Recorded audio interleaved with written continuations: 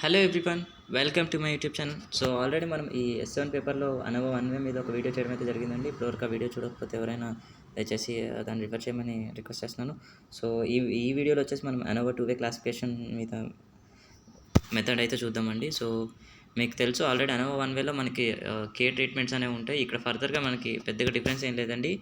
Varieties అనే term కొత్తగా add అయింది. ఎందుకంటే ఇందక్కడ నేను మీకు టేబుల్ చూపిస్తా. సో ఇంతకుముందు చూసినట్లయితే మీరు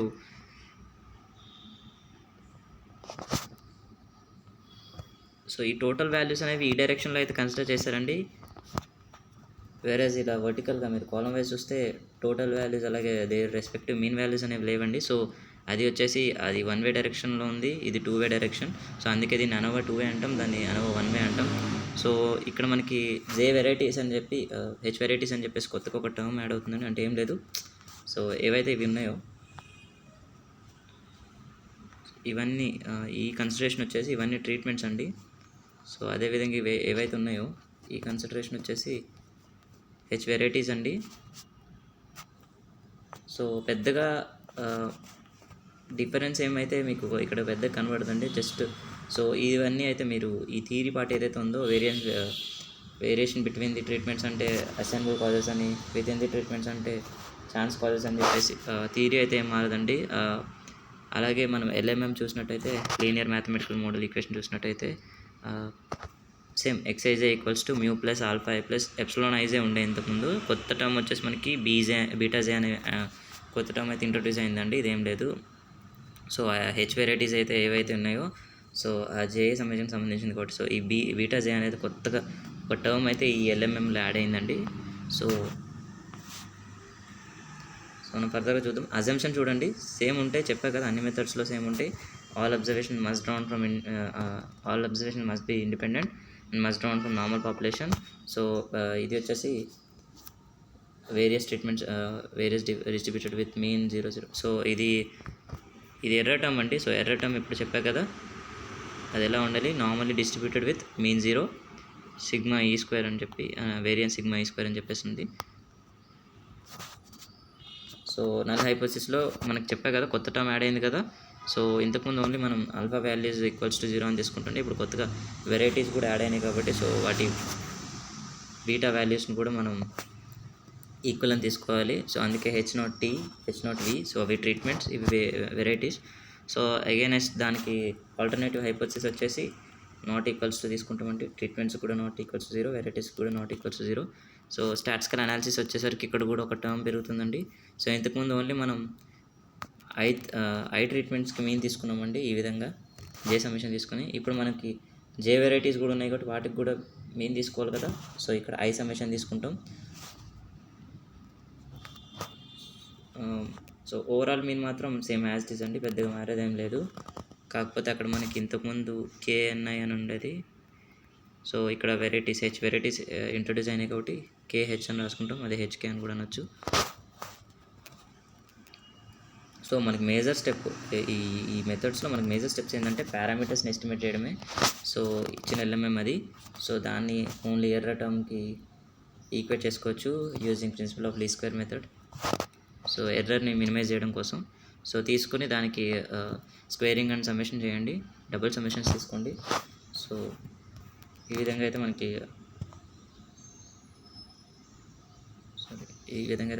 వస్తుంది. సో ఇది ఎస్ ఈక్వేషన్ అనుకున్నాం. సో మనకి ఇప్పుడు పారామీటర్స్ ఏమున్నాయండి, ఇంతకు ముందు అంటే మనకి మ్యూ ఆల్ఫా అయింది, కాకపోతే ఇందులో వెరైటీస్ అనేవి యాడ్ అయినాయి కాబట్టి కొత్తగా మనకి బీటాజే అనేది ఒక టర్మ్ యాడ్ అయింది. So with respect to beta J also మనం పారామీటర్ అయితే ఎస్టిమేట్ చేయాలి. సో ఫస్ట్లీ మ్యూతో చేద్దాం. మ్యూతో చేస్తే ఏమైనా డిఫరెన్స్ వస్తుందా? ఏం రాదు, ఎందుకంటే మనం ఇక్కడ ఆల్ఫా కూడా నల్ హైపోథిసిస్లో 0 తీసుకుంటాం, అదేవిధంగా బీటాజే కూడా 0 తీసుకుంటాం. సో ఏం మారదండి, same X bar double dot వస్తుంది. మీరు ఒకసారి మీ నోట్బుక్స్ కానీ టెక్స్ట్ బుక్స్ కానీ ఓపెన్ చేసి వస్తే మీకు ఏం మారదు, న్యూ అనేది constant value. So X bar double dot వస్తుంది. So with respect to alpha కూడా చేద్దాం. విత్ రెస్పెక్ట్ టు ఆల్ఫా చేసినప్పుడు కూడా మనకి పెద్దగా మేజర్ డిఫరెన్స్ అయితే ఏముండదండి. సో సేమ్ ఇంతకుముందు ప్రీవియస్గా మనకి ఏదైతే ఉందో alpha value X bar i dot minus X bar double dot, so అదే వస్తుంది. సో అది కూడా నేను పెద్దగా ఎలాబరేట్ చేసి చెప్పాలనుకోవట్లేదు. సో బీటాజే వాల్యూ చూడండి ఒకసారి. సో బీటా జేకి with respect to beta j చేసి చూడండి పార్షియల్ డిఫరెన్షియేషన్. సో ఇది తెలుసు మీకు, ఈ స్టెప్ కూడా తెలుసు. సో ఫర్దర్గా సమ్మేషన్స్ మల్టిప్లై చేసి చూడండి. సో ఇది కాన్స్టెంట్ వాల్యూ కాబట్టి కేమ్యూ అవుతుంది. సో ఇక్కడ చూడండి బీటా జేకి చేస్తున్నామంటే సమ్మేషన్ ఏం తీసుకోవాలి, జేత్ టర్మ్కి ఐ సమ్మేషన్ తీసుకోవాలి. So I equals to 1 to k. So అదైతే మీరు గుర్తుపెట్టుకోవాలండి సమ్మేషన్స్ ఏం తీసుకుంటున్నాం అన్నది. సో మనకి ఎక్సైజ్ ఈక్వల్స్ టు ఈ టర్మ్ ఏదైతే ఉందో అది రైట్ హ్యాండ్ సైడ్ వెళ్ళిపోతుంది. సో ప్లస్ అవుతుంది, కే కామన్ కాబట్టి కే కామన్ తీసుకున్నాం. So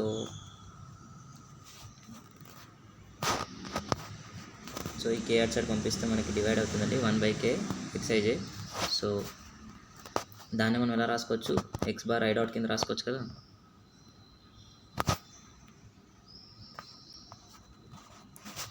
sorry, X bar dot జే కింద రాసుకోవచ్చు కదా, ఎందుకంటే 1/k ఉంది, సమ్మేషన్ ఏమో ఐ ఉంది. సో దాన్ని ఐత్ పొజిషన్లో డాట్ కింద తీసుకోవచ్చు. సో అందుకని X bar i dot j తీసుకున్నాం.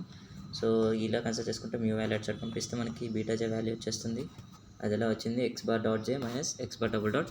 అదే ఆల్ఫా ఐ వాల్యూ అయితే ఎలా వస్తుంది మనకి, x bar i dot minus x bar double dot. Same అండి, ఇక్కడ ఏం మారలేదు, ఐ పొజిషన్లో డాట్ వచ్చింది, జే పొజిషన్లో జే వచ్చింది, అంతే తేడా. సో ఇవన్నీ తీసుకెళ్ళి ఎర్రర్లో సబ్స్టిట్యూట్ చేసి చూడండి. సబ్స్టిట్యూట్ చేస్తే ఎర్రర్ వాల్యూ మనకి ఇలా వస్తుంది. సో దాన్ని కూడా తీసుకెళ్ళి ప్రీవియస్లీ మనకున్న ఇనిషియల్ ఈక్వేషన్లో సబ్స్టిట్యూట్ చేసి చూడండి. ఇప్పుడు మనకి కంప్లీట్ ఈక్వేషన్ ఇలా వస్తుంది. సేమ్ మనకి ఎలాగో అయితే ఇంతకుముందు 1 వేలో ఎలా అయితే స్క్వేరింగ్ సమ్మింగ్ చేసామో అలా చేసి చూడండి. సో మనకి ఇక్కడ ఫార్ములా ఎలా, ఒక్కసారి మీరు ఫార్ములా చూసే ప్రయత్నం చేయండి.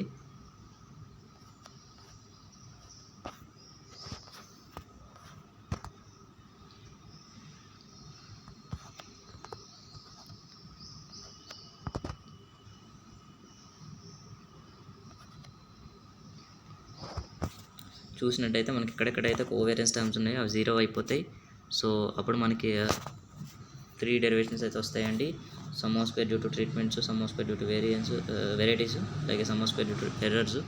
సో ఈ ఫార్ములాస్ కన్సిడరేషన్ తీసుకుని మీరు వీటిని డ్రా చేయొచ్చండి. టోటల్ సమ్ ఆఫ్ స్క్వేర్ వచ్చేసి ఇది, అదేవిధంగా some of square due to treatments, sum of square due to varieties, some of square due to error. So ఇవన్నీ మీరు డెరివేషన్ పార్ట్ అయితే మీకు అర్థమవుతుంది కదండి. సో ఆ విధంగా మీరు చేసినట్టయితే మీ దగ్గర ఉన్న పీడిఎఫ్స్లో మీరు చూసినట్లయితే మీకు డెరివేషన్ ఎలా చేస్తారో తెలుస్తుంది. కోవేరియన్స్ టర్మ్స్ ఎక్కడెక్కడైతే ఉన్నాయో వాటిని 0 అనుకోండి. సో డిగ్రీస్ ఆఫ్ ఫ్రీడమ్ కూడా నేను మళ్ళీ చెప్పవసరం అనుకుంటా. ట్రీట్మెంట్స్ వచ్చేసి k-1, అలాగే వెరైటీస్ వచ్చేసి h-1. ఎందుకంటే నేను చెప్పా కదా ఫార్ములా ఏంటి, ట్రీట్మెంట్స్ n-1 కదా. సో n ఎంత ఇక్కడ h కదా, సో h-1. అదేవిధంగా టోటల్ డిగ్రీస్ ఆఫ్ ఫ్రీడమ్ వచ్చేసి hk-1. h ఇంటూ k చేస్తే మనకి టోటల్ n వచ్చేస్తుందండి, క్యాపిటల్ N. అందుకే hk-1 అని రాసుకుంటాం ఇక్కడ. So error degrees of freedom ఎలా డ్రా చేయాలి, టోటల్లోంచి ట్రీట్మెంట్స్ వెరైటీస్ మైనస్ చేస్తే వచ్చేస్తుంది.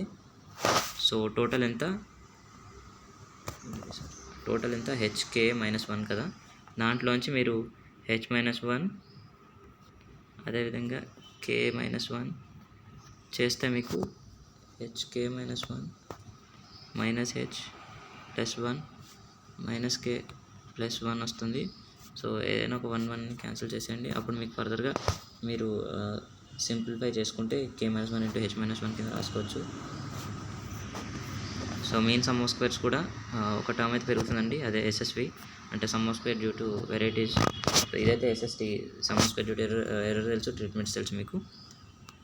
టెస్ట్ స్టాటిస్టిక్స్ కూడా ఒకటి ఎక్స్ట్రాగా తీసుకుంటున్నామండి ఇక్కడ, ఎస్వి స్క్వేర్ అని చెప్పేసి. సో ఈ టెస్ట్ క్యాల్కులేటెడ్ వాల్యూస్ కూడా మారినాయి చూడండి. సో ఇదివరకు ఓన్లీ మనం ఎఫ్టీ ఒకటి చేసాం, ఇక్కడ ఎఫ్వి కూడా చేయాల్సి వస్తుంది. రెండింటికి with respect to error term అండి h²e చేస్తాం. సో అనేవ టేబుల్ చూసినట్లయితే మనకి కొంచెం పెరిగింది ఈసారి. ట్రీట్మెంట్స్ ఉన్నాయి, వెరైటీస్ ఉన్నాయి, ఎర్రర్ ఉంది, వాటి respect to degrees of freedom ఉన్నాయి, వాటి respect to some of squares ఉన్నాయి, అదేవిధంగా మెయిన్ సమ్ ఆఫ్ స్క్వేర్స్ ఉన్నాయి. సో ఎఫ్ టెస్ట్ కూడా 2 టర్మ్స్ ఉన్నాయి మనకి, ఎందుకంటే 2 నల్ హైపోథిసిస్ తీసుకున్నాం, ఎందుకంటే ఇది 2 డైరెక్షన్ కాబట్టి. సో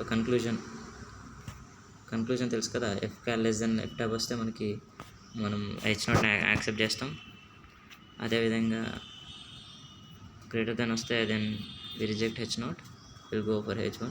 సో ఆ విధంగా అయితే ANOVA 2 చేయొచ్చండి. పెద్దగా డిఫరెన్స్ అయితే ఏముండదు. సో అదేవిధంగా డిజైన్ ఆఫ్ ఎక్స్పెరిమెంట్స్ కూడా ఆల్మోస్ట్ సేమే ఉంటాయండి. CRD, RBD వచ్చేసి same ANOVA 1 way 2 way use చేసుకుని చేస్తాం. LSD కూడా ఆల్మోస్ట్ సేమ్ ఉంటుందండి.